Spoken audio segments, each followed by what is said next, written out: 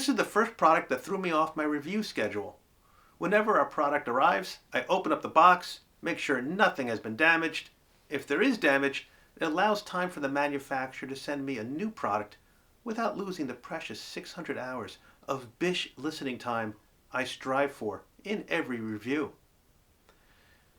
The KECES S4 preamp isn't just a beautiful piece of equipment, but it's exactly the product every true audiophile craves. 2 balanced inputs, a standard line-in input, a moving magnet, moving coil phono input, and most importantly, a new phono input, the optical phono stage. Well, only most importantly if you already own an optical cartridge or plan on getting one. Since I have no cartridge that uses the new optical phono stage, and my attempts to procure one fell short for this review, it makes me wonder even more, should I get one? And that is what audiophily is all about. Another scientific audiophile first, meaning foolishness of audiophiles. Now, before some smartasses tell you that the optical cartridge has been around since the 1970s, that's like saying the very first cars were battery powered. Some of the earliest cars were battery powered, and like the 1970s optical cartridge, no one really gives a shit. And because the S4 includes the addition of an optical phono stage, regardless if that is something you're interested in or not, KECES is clearly positioning the S4 to people who own a turntable or plan on definitely getting one. Instead of simply letting the S4 sit in the box, I took it out and set it up. What's this? A dedicated power supply? But not some cheap-ass power block. A dedicated unit that matches the look and feel of the S4, with a trigger on the S4 to wake up the power supply when you're ready to use it. Brilliant and very audiophile. Brilliant because it keeps the power supply far away from the internal components where heat in 1800 volts can cause electrical leakage. Very audiophile because it looks very cool. The price of the S4 is $4,000. I don't know of any KECES dealers in the USA, so after watching this video, if you're interested, there is a link in the description. Like all of my links, unlike other YouTube reviewers, I don't make a penny if you use the link to buy the S4 or not. I am completely unaffiliated with KECES and every other audio brand. My only affiliation is with Procter & Gamble. For really white teeth that will impress anyone you meet, I recommend Crest White Strips.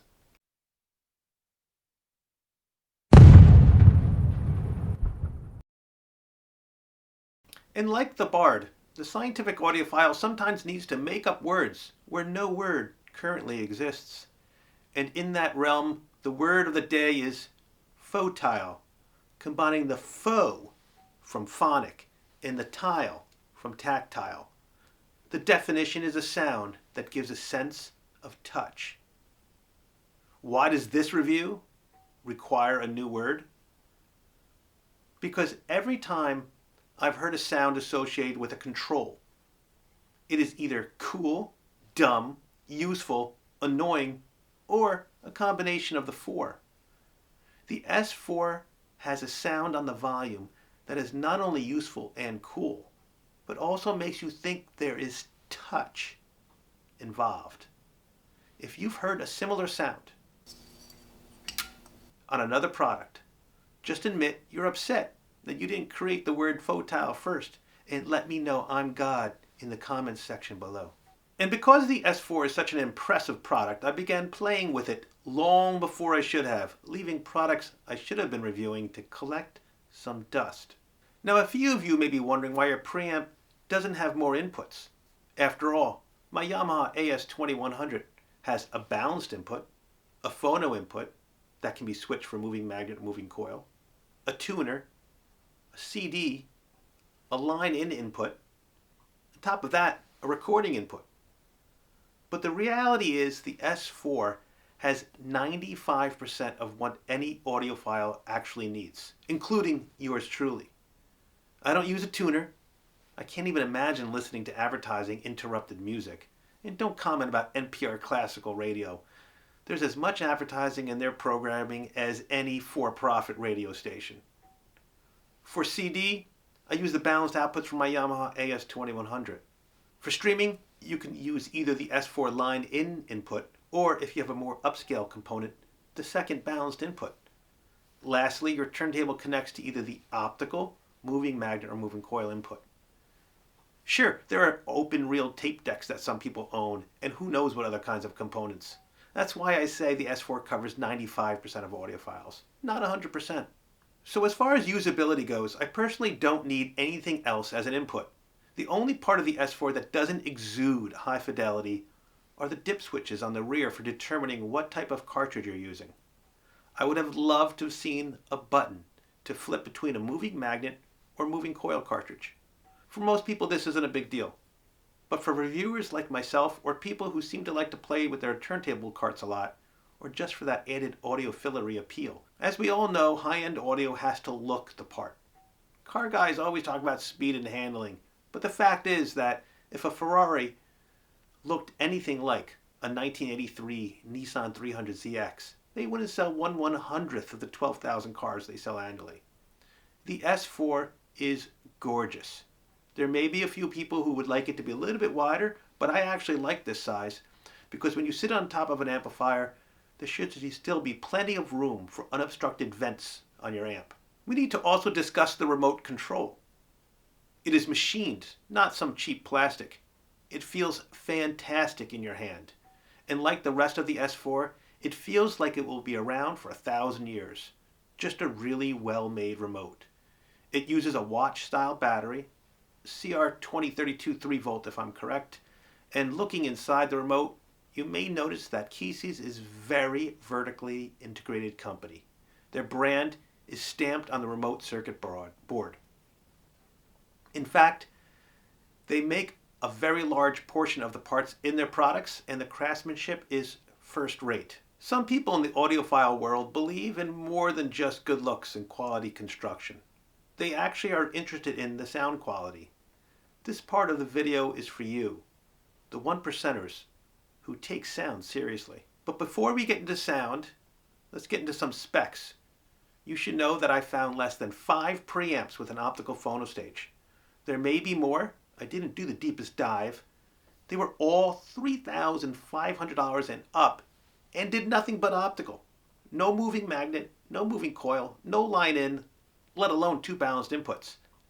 It's very hard to say a $4,000 product is a bargain, but if you are serious about getting an optical cartridge, this is a bargain compared to anything currently being sold.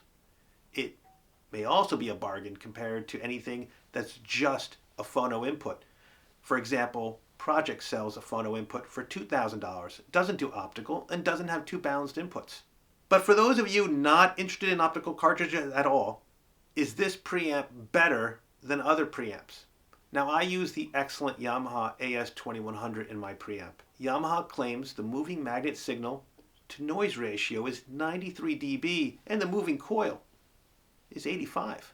If one has to go by nothing other than specs, the S4's 78 dB moving magnet sound to noise ratio and 70 dB for moving coil would tell spec sheet readers to buy the Yamaha without needing to listen.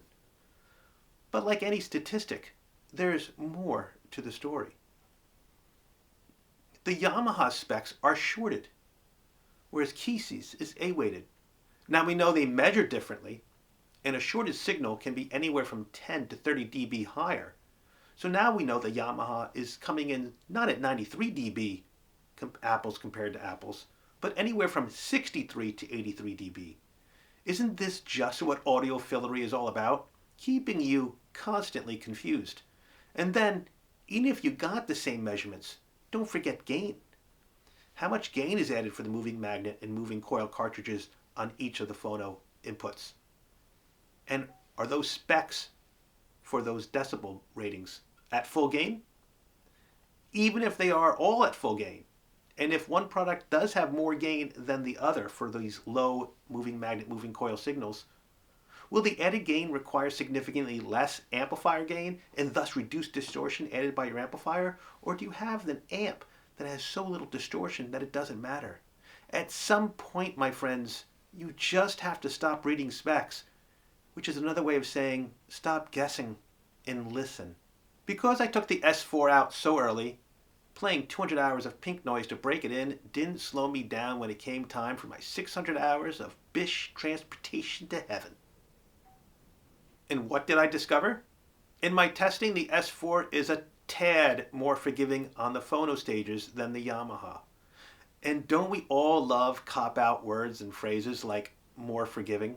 Seriously, what the hell does that mean? Now, most reviewers would say that means the S4 will sound better on more records because it will cover up some poor mastering through added soft harmonic distortion.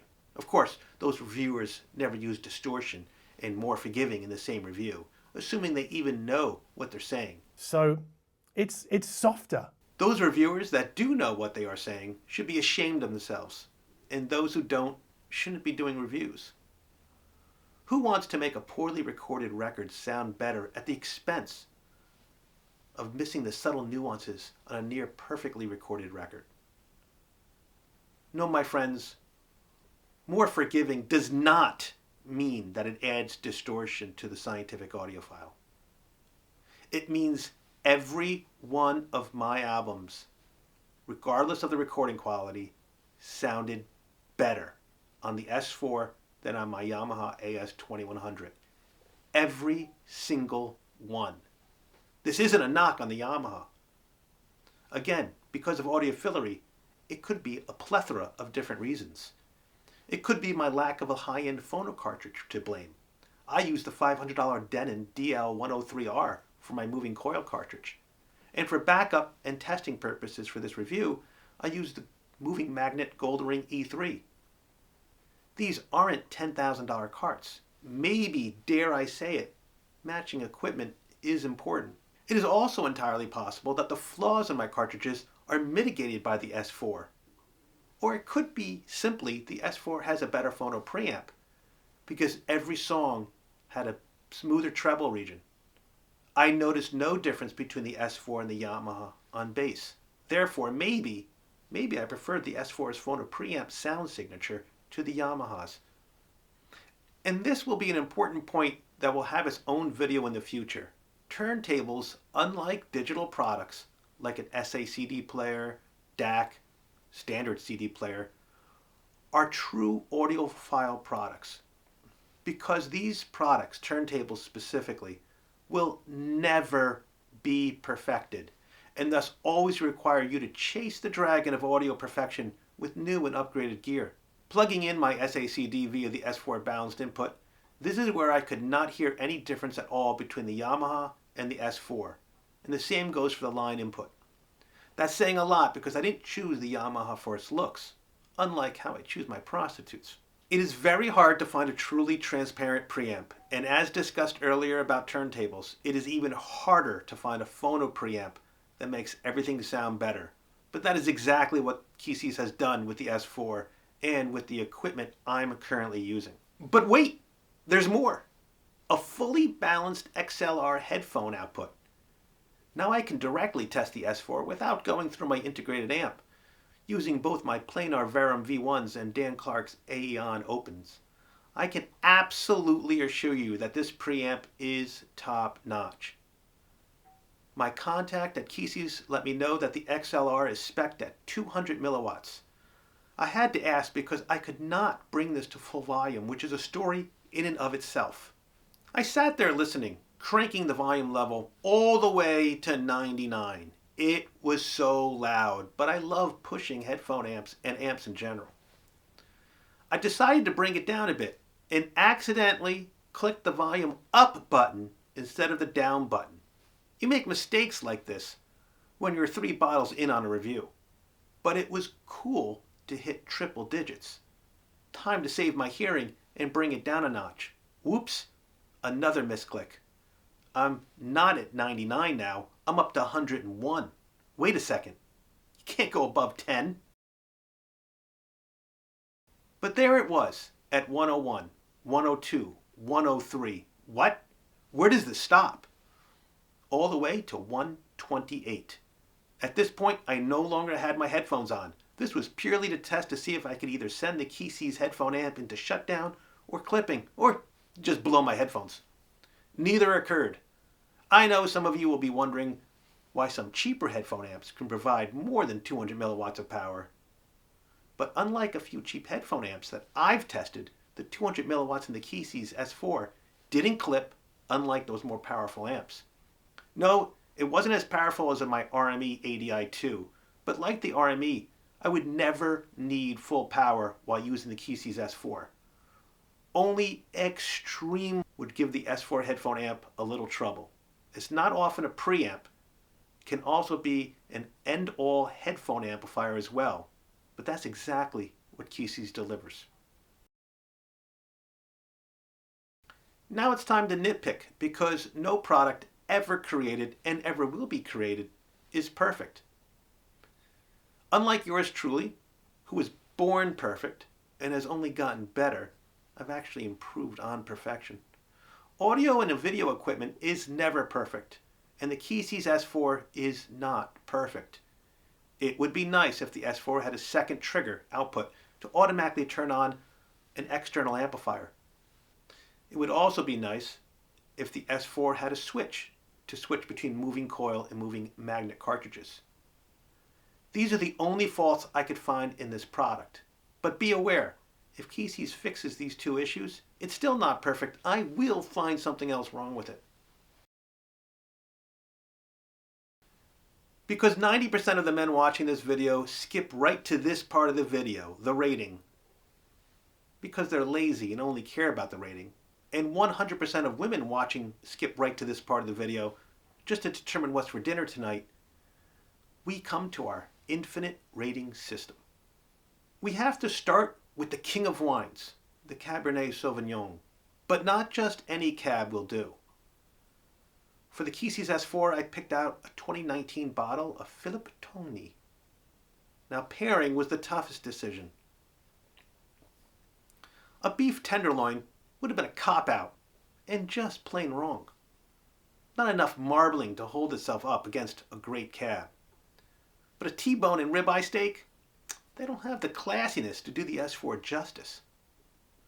So a perfectly cooked, rare, Black Angus porterhouse steak served with black ink saffron rice was the obvious choice, and most of you probably guessed it before we even got to the rating. I can think of only two reasons not to own the KECES S4. One, at $4,000, it's just too expensive. For those of you in this category, aren't you mad now you spent all that money on your teeth? The second reason is you have more equipment than the S4 can handle, or you simply require a preamp that has an optical or coax input. Loyal subscribers to the Scientific Audiophile know I have ripped apart $1,000 DACs, burned bridges with many manufacturers for producing products that aren't worth half of what they're asking. You may have come to this video in hopes I'd rip into a $4,000 preamp. Nothing could be further from the truth. The KECES S4 delivers and is worth every penny of its $4,000 asking price. And it is built to be the last stereo preamp you ever own. I'll go even further and say if you're interested in an optical cartridge, it's an outright bargain. KECES S4 is highly recommended. Thank you for watching this edition of the Scientific Audiophile. Make sure you like and subscribe to the channel so you're notified of future videos.